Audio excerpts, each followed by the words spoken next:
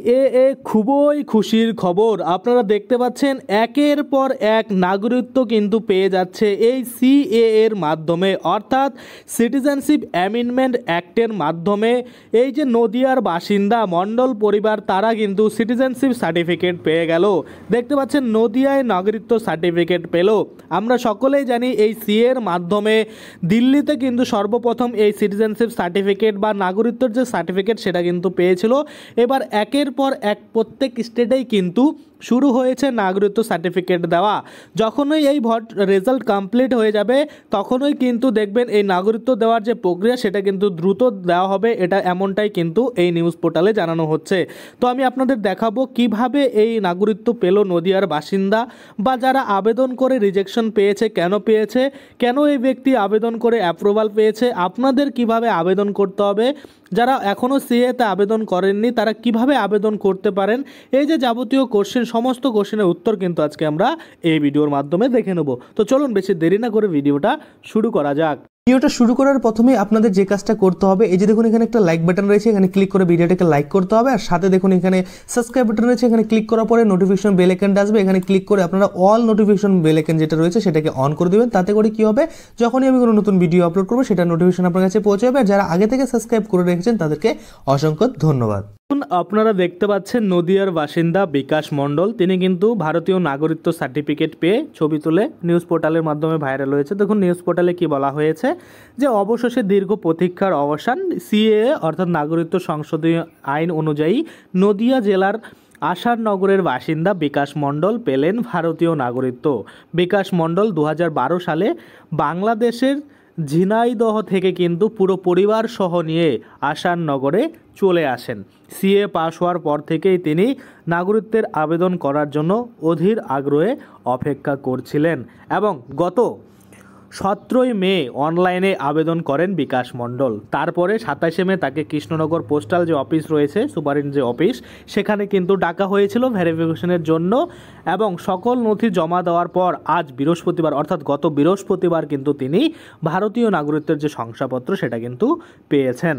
সম্প্রতি কেন্দ্রীয় স্বরাষ্ট্রমন্ত্রী অমিত শাহের দপ্তরের তরফে প্রকাশিত এক বিজ্ঞপ্তিতে জানানো হয়েছে, সিএ সংক্রান্ত দায়িত্বপ্রাপ্ত কমিটি বুধবার থেকে সিএ আইন অনুযায়ী নাগরিকত্বের শংসাপত্র বিলির কাজ শুরু করেছে।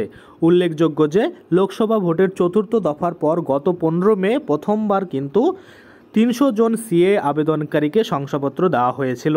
কেন্দ্রীয় স্বরাষ্ট্র সচিব অজয় কুমার ভাল্লা স্বয়ং দিল্লিতে 14 জন আবেদনকারীর হাতে ভারতীয় নাগরিকত্বের যে শংসাপত্র সেটা কিন্তু তুলে দিয়েছিলেন, যেটা নিয়ে কিন্তু আমি আপনাদের আগেই ভিডিও বানিয়ে দেখিয়ে দিয়েছিলাম।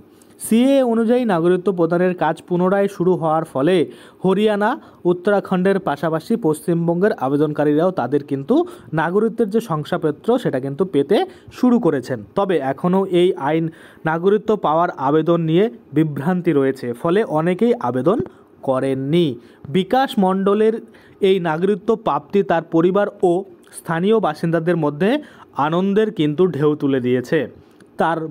তার মতো আরও অনেকে এখন অধীর আগ্রহে অপেক্ষা করছেন তাদের আবেদন প্রক্রিয়ার সফল সমাপ্তির জন্য। সিএ